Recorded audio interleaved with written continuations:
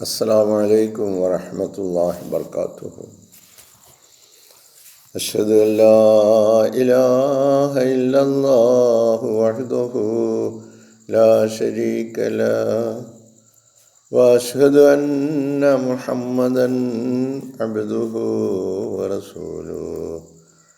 أما بعد فأعوذ بالله من الشيطان الرجيم.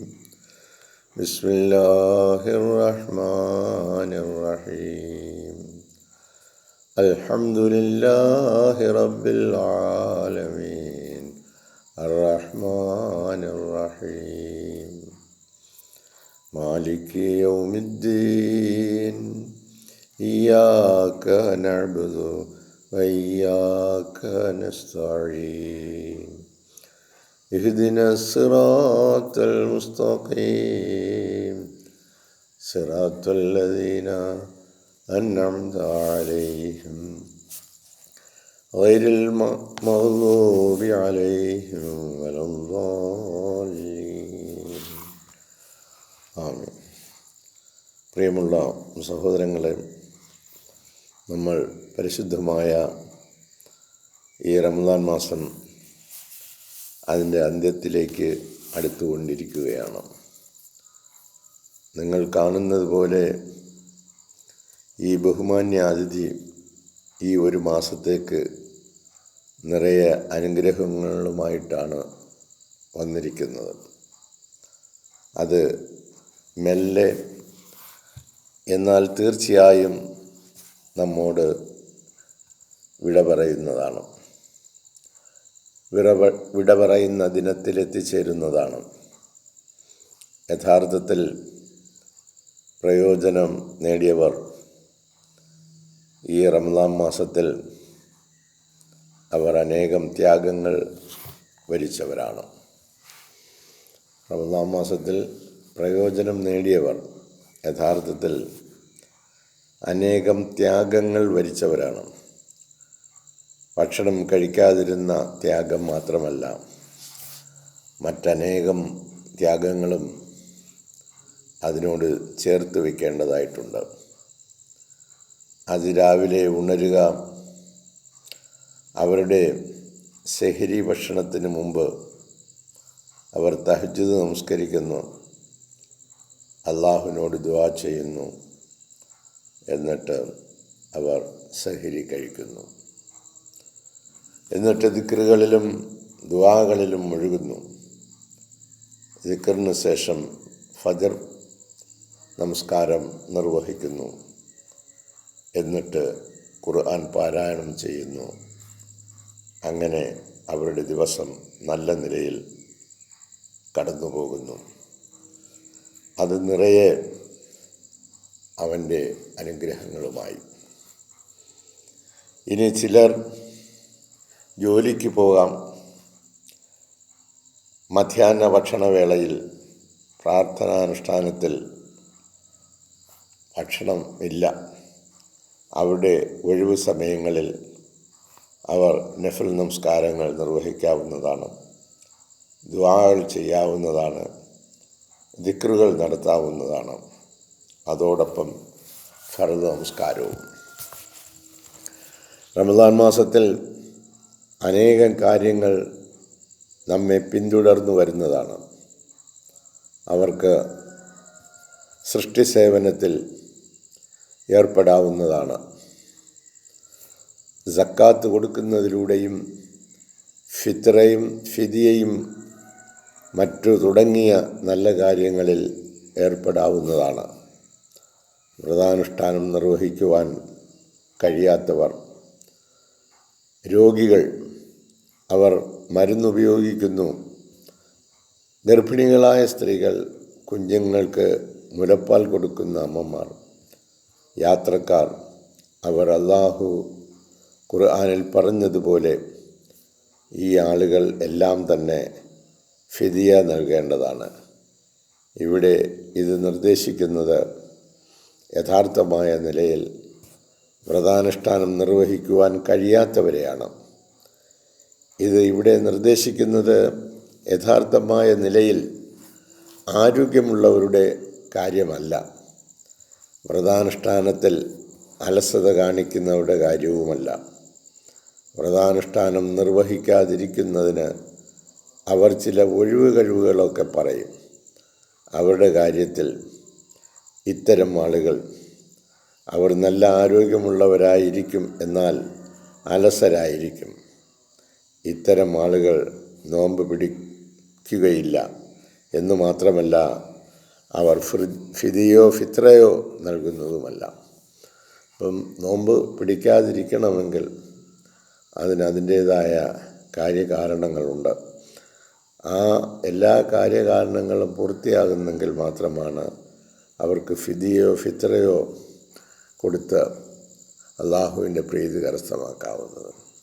അലസരായ, ഇതിനെ വേണ്ട പരിഗണന കൊടുക്കാത്ത ഇത്തരത്തിലുള്ള ആളുകളുടെ ഫിദിയോ ഫിത്രയോ ഒന്നും അള്ളാഹു സ്വീകരിക്കുന്നതല്ല. ഇത് സംബന്ധമായി ചിന്തിക്കുക. പൂർണ്ണ അനുഗ്രഹങ്ങളാൽ നിറയപ്പെട്ട ഒരു മാസമാണ് റമദാൻ. ഈ മാസത്തെ കണക്കിലെടുക്കാത്തവർ, അവരെ സംബന്ധിച്ചിടത്തോളം റമദാൻ വരുന്നു അല്ലെങ്കിൽ പോകുന്നു, അവർക്കെല്ലാം സമമാണ്. അവർക്കൊരു മാറ്റവുമില്ല. അവരുടെ സ്വഭാവങ്ങൾക്കും യാതൊരു മാറ്റവുമില്ല. ആരാധനയില്ല, ഖുർആൻ പാരായണമില്ല, ദിക്റില്ല, വ്രതാനുഷ്ഠാനമില്ല. അവരുടെ ജീവിതം മുമ്പത്തെ പോലെ തന്നെ. ഇത്തരം ആളുകളെ സംബന്ധിച്ചിടത്തോളം അള്ളാഹുവിൻ്റെ വീക്ഷണത്തിൽ അവർ യഥാർത്ഥ വിശ്വാസികളല്ല. ഈ പരിശുദ്ധമായ റമദാൻ മാസത്തിൽ അള്ളാഹു വാരിക്കോരി തരാമെന്ന് പറഞ്ഞ അനുഗ്രഹങ്ങളുടെ ഒരു കൂമ്പാരമായി അതിനുള്ള വഴികൾ തുറന്നു വെച്ചിട്ട് ആ വഴികളിലൂടെ സഞ്ചരിക്കാതെ തങ്ങളുടെ ദിനരാത്രങ്ങൾ നഷ്ടപ്പെടുത്തി കളയുന്ന ദൗർഭാഗ്യവാന്മാരുടെ അവസ്ഥയെക്കുറിച്ചാണ് ഹസ്രത്ത് ഖലീഫത്തുള്ള വിവരിക്കുന്നത്. ഇത്തരം ആളുകളെ സംബന്ധിച്ചിടത്തോളം അള്ളാഹുവിൻ്റെ വീക്ഷണത്തിൽ അവർ യഥാർത്ഥ വിശ്വാസികളല്ല. അള്ളാഹുവിൽ വിശ്വസിക്കുന്ന യഥാർത്ഥ വിശ്വാസികൾ അവനു വേണ്ടിയും അവൻ്റെ മാർഗത്തിനു വേണ്ടിയും ത്യാഗം വരിക്കുന്നവരാണ്. അള്ളാഹുവിൻ്റെ മാർഗത്തിൽ അവർ ത്യാഗം വരിക്കുകയും അവർ അതിൽ പരിപൂർണമായി വിശ്വസിക്കുകയും അതനുസരിച്ച് പ്രവർത്തിക്കുകയും ചെയ്യും. 11 മാസത്തെ മാറ്റി നിർത്തി 12-ാമതൊരു മാസം പ്രത്യേകം നിർത്തി അതിൽ അള്ളാഹു ചെയ്യുന്ന അനുഗ്രഹങ്ങളെക്കുറിച്ച് മാനവരാശിക്ക് ബോധം കൊടുത്തിട്ട് വിശ്വാസികളായ നമുക്ക് 11 മാസത്തെ പോലെ ഉള്ളൂ ഈ 12-ാമത്തെ മാസമെങ്കിൽ അതിൻ്റെ പ്രത്യാഘാതങ്ങളെക്കുറിച്ച് നാം ഓരോരുത്തരും അറിഞ്ഞിരിക്കുക. നമ്മളെ തടയപ്പെടുന്നത്, ഈ മാർഗത്തിലുള്ള ജീവിതം നയിക്കുന്നതിന് നമ്മെ തടസ്സപ്പെടുത്തുന്നത് ഇഹലോക സുഖഭോഗങ്ങളും ഇഹലോക സൗകര്യങ്ങളും മാത്രമാണ്. അവർക്ക് ഇതൊന്നും ഉപേക്ഷിക്കുവാൻ സാധിക്കുകയില്ല. പുറം ലോകത്ത് സംഭവിച്ചു കൊണ്ടിരിക്കുന്നത് എന്താണ് എന്ന് നിങ്ങൾ നോക്കുകയാണെങ്കിൽ, വിശിഷ്യ പലസ്തീനിൽ ചെറിയ കുട്ടികൾ അവർ ത്യാഗം അനുഷ്ഠിച്ചു കൊണ്ടിരിക്കുന്നു. അവർ നോമ്പ് പിടിക്കുന്നു. അതും ഒരിറക്ക് ജലം കുടിച്ചുകൊണ്ട്. നോമ്പ് തുറക്കാൻ കയ്യിലൊന്നുമില്ല, ശഹരിക്ക് കഴിക്കാൻ ഒന്നുമില്ല. അവർ ഏതു രീതിയിലുള്ള പ്രയാസങ്ങളിലൂടെയാണ് കടന്നു പോയിക്കൊണ്ടിരിക്കുന്നത്. ചിലരുടെ രക്ഷിതാക്കൾ നഷ്ടപ്പെട്ടു, ചിലരുടെ ഭാര്യമാർ നഷ്ടപ്പെട്ടു, ചിലരുടെ ഭർത്താക്കന്മാർ നഷ്ടമായി, ചിലരുടെ കുട്ടികൾ നഷ്ടമായി. ഇതെല്ലാം ഈ ഏകാധിപതികൾ ചെയ്യുന്ന അടിച്ചമർത്തൽ മൂലമാണ് സംഭവിച്ചു കൊണ്ടിരിക്കുന്നത്. ആയതിനാൽ ഈ റമദാൻ മാസം നമുക്ക് വേണ്ടിയുള്ള ഒരു മാസമാണ്. ഈ ആളുകൾക്കെതിരിൽ ജിഹാദ് നടത്തുവാനുള്ള മാസം. നമ്മുടെ ജിഹാദ് ബോംബ് എറിയലല്ല, നമ്മുടെ കൈകളിൽ ആയുധങ്ങൾ എന്തെലുമല്ല, കൊല്ലും കൊലയുമല്ല. നമ്മുടെ ജിഹാദ് ഏതൊരുവൻ്റെ കരങ്ങളിലാണോ എല്ലാ അധികാരങ്ങളും സ്ഥിതി ചെയ്യുന്നത് അവനിലേക്ക് തിരിയുക എന്നതാണ്. ഏതൊരുവൻ്റെ കരങ്ങളിലാണോ എല്ലാ അധികാരങ്ങളുമുള്ളത് അവനിലേക്ക് തിരിയുക എന്നതാണ്. അതെ, അള്ളാഹുവിലേക്ക് തിരിയുക. അവരുടെ അവസാനം കൊണ്ടുവരുവാൻ തീർച്ചയായും അവന് കഴിയുന്നതാണ്. അവർ ചെയ്തു കൂട്ടിയ അടിച്ചമർത്തലുകൾക്ക് പറ്റിയ നിലയിലുള്ള പ്രതികാര നടപടി അവന് മാത്രമേ സാധിക്കുകയുള്ളൂ. നോക്കൂ, ഇന്ന് പരിശുദ്ധമായ റമദാൻ മാസത്തിൽ ഈ അക്രമികളായ ആളുകളോടൊപ്പം കൂട്ടുചേരുകയും അവരുടെ സഹായ സഹകരണങ്ങൾ വേണമെന്ന് അഭ്യർത്ഥിക്കുകയും അവർ സുരക്ഷിത വലയം ഒരുക്കുകയും എന്ന് കരുതിയ അറബികളുടെ അവസ്ഥാവിശേഷം സ്വൈരമായി ഈ സംഭവ വികാസങ്ങൾ അരങ്ങേറിയ സ്ഥലത്ത് നിന്നും വരുന്നവരുടെ ദൃക്സാക്ഷി വിവരണം കേൾക്കണം. അപ്പോൾ മാത്രമേ നമുക്കതിൻ്റെ ഗൗരവം അറിയുകയുള്ളൂ. അതുപോലെ നമ്മളെല്ലാവരും അള്ളാഹുവിൻ്റെ ഈ ദീൻ വിട്ടിട്ട് നമ്മൾ സുഖലോലുപരായി നമ്മുടെ ഭവനങ്ങളിൽ, നമ്മുടെ കച്ചവടങ്ങളിൽ, നമ്മുടെ ഭാര്യാമക്കളോടൊപ്പം, നമ്മുടെ സമ്പത്തുകളിൽ, നമ്മുടെ സൗഭാഗ്യങ്ങളിൽ ഇങ്ങനെ സുഖം അനുഭവിച്ച് കഴിയുകയാണ്. ഈ ഒരു ത്യാഗത്തിന് വേണ്ടിയുള്ള ഈ മാസത്തെക്കുറിച്ച് അല്പം പോലും ചിന്തയില്ലാതെ ഈ നിലയിലുള്ള അടിച്ചമർത്തൽ ഈ ആളുകളെ ഈ നിലയിൽ ക്ലേശത്തിലാക്കി അവരുടെ ഭവനങ്ങൾ ഇടിച്ചു നിരത്തി തുറന്ന സ്ഥലത്ത് പാർക്കാൻ അവരെ നിർബന്ധിച്ച് എവിടെയാണോ ഒന്നും ഇല്ലാത്തത് അവിടെ പാർക്കുവാൻ അവർ നിർബന്ധിതരായി. അവർക്ക് അവരുടെ കുടുംബം നഷ്ടമായി, അവരുടെ മനോഹര കെട്ടിടങ്ങൾ നിലം പരിശായി, ഭവനങ്ങൾ നശിപ്പിച്ചു. ഇത് ഏത് രീതിയിലുള്ള അടിച്ചമർത്തലാണ്? യാ അല്ലാഹ്, നീ ഞങ്ങൾക്ക് റമദാൻ മാസത്തെ തന്നുവല്ലോ, നീ ഞങ്ങൾക്ക് വ്രതാനുഷ്ഠാനം നൽകിയല്ലോ, നിന്നിലേക്ക് തിരിയുവാനുള്ള സമയവും നീ ഞങ്ങൾക്ക് തന്നുവല്ലോ. ഞങ്ങൾ നിന്നോട് യാചിക്കുന്നത് ഈ ഒരൊറ്റ കാര്യം മാത്രം. യാ അല്ലാഹ്, ഈ ഏകാധിപതികളെ നീ പിടിച്ചു കെട്ടണമേ, നീ അവരുടെ അവസാനം കൊണ്ടുവരയണമേ, അവരെ നീ മണ്ണിൻ്റെ ആഴങ്ങളിലേക്ക് താഴ്ത്തണമേ.